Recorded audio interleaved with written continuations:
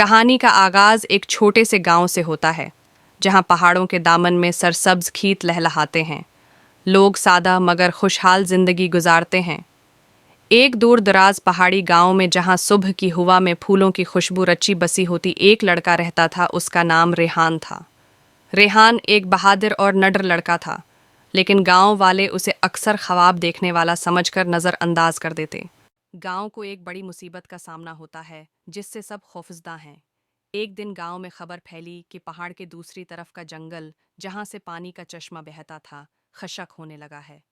गांव के बुजुर्गों ने कहा कि इस जंगल में एक प्रासरार साया रहता है, जो किसी को करीब नहीं आने देता। सब खौफजदा हो गए। रिहान खतरे को कबूल करता है और कुछ करने का अहद करता है। रिहान ने अपनी माँ से कहा, मैं जंगल में जाऊंगा और पानी का राज मालूम करूंगा।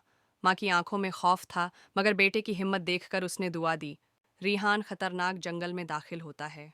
रिहान ने जंगल में कदम रखा।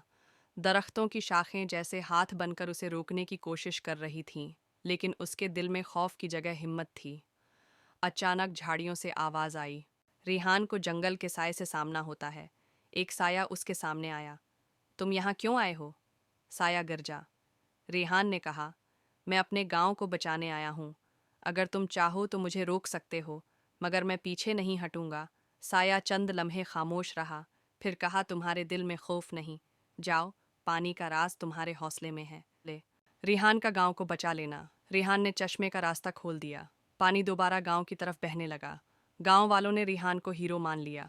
इस दिन सब ने समझा कि सच्ची बहादुरी दिल में यकीन रखने का नाम है। रेहान ने चश्मे का रास्ता खोल दिया। पानी दोबारा गांव की तरफ बहने लगा। गांव वालों ने रेहान को बीरो मान लिया।